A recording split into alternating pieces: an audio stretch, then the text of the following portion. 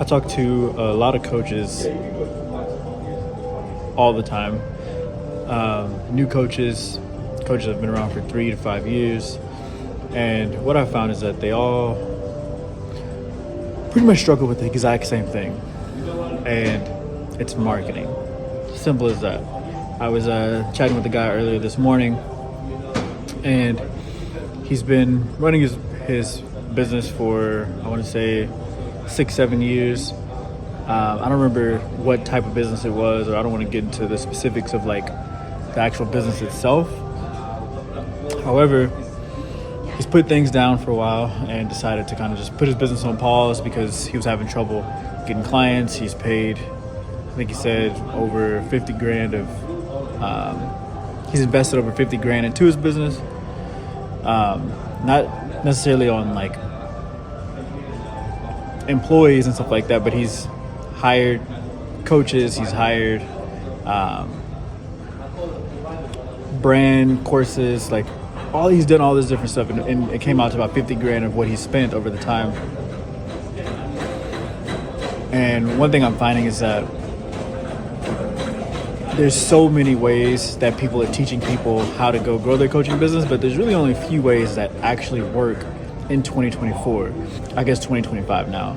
But a lot of people are just throwing generic information out there, hoping that it sticks and hoping that it works for people. And they don't understand the why behind the action that they're taking. For example,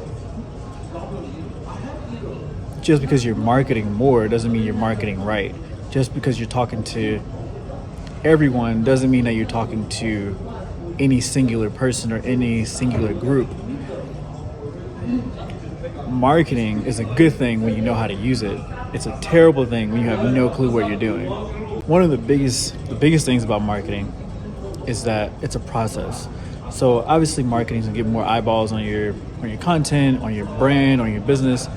However, in order to convert those into sales, there's a process, and the bridge between sales and marketing, what I found over the years is that it's nurturing. Nurturing is the bridge. If you don't nurture, you have to jump across. So for example, I can market all day, get you 1 million eyeballs, but if you don't know how to turn those eyeballs into sales calls, or if you do turn those eyeballs into sales calls and they're just a bunch of cold calls, chances are you're going to close 5-10%, right? On the other side, you have guys that are super heavy on sales. They're cold calling, pounding the phones, sending cold DMs. They get on these calls with people and they're still closing 10 to 20. I mean, 20 is a high number, but 5-10% of the calls. Well, the only way to increase those stats is to nurture, to warm up those leads. And so when you market to somebody and they see you, they see your brand, they see your business, you want to show them that you can actually solve their problem, and they start to trust you. In my opinion, I think the best way to do that is to start connecting with people, have people follow you. Running ads is going to be the most automatic way to do this process. There are some other ways to do it more manually, but if you run ads, follower ads preferably, you get new followers, and in your content you speak to these guys directly at their pain points and you solve their problems in the video. What it's going to do over time is going to warm these leads up, and eventually they'll trust you and they'll believe that you can actually solve their problem, which at that point you should be able to solve their problem if you're a coach. But when you get on the call with them, not only do you have authority, you have trust, they're warmer, they know that you can solve their problem. And at this point, really your only objection should be, if there's any, is the pay, the actual price of your product. Is the price worth the transformation or the value of what you can give someone? If all these things meet, you should have no problem closing anyone that you get on the call with. If you build your brand correctly, there should be no problem closing anybody. This is why businesses can grow without a sales team, but don't usually grow without a marketing team. If they do grow without a marketing team, they have a significantly large cold calling center, or a sales team, and they're honestly wasting a lot of money doing it that way. This is why people can build one-man businesses to $10 million. It's because they understand marketing and branding, and how branding gives you leverage when it comes to pricing and sales. Once you master that, you can go to the next phase of business, which is scaling.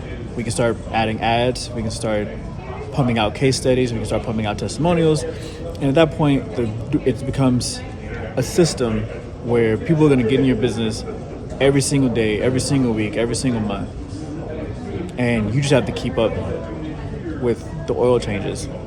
Hire the right people, fire the wrong people, create content, keep building your brand, and the machine keeps growing and growing. So I hope this video helps. I hope that that kind of walks through the thought process behind sales and marketing, and that the bridge between these two things is going to be nurturing your dream clients and your followers. So if you want help with that, if you want to put a system like this in place for your online coaching business or your consulting business, or honestly, really any business, this works for real estate, this works for traditional business, this works for really anything. Book a call below, or again, like I said in the last video, you can reach out to me on Instagram, or go follow me on Instagram, where I talk about this exact same stuff in bite-sized pieces, because it's more like reels and stuff like that. But go ahead and give me a follow on there. When you're ready to scale your business, just go ahead and shoot me a DM and get things cranking for you. So with that, guys, I'm out. Catch you guys on next one. Peace.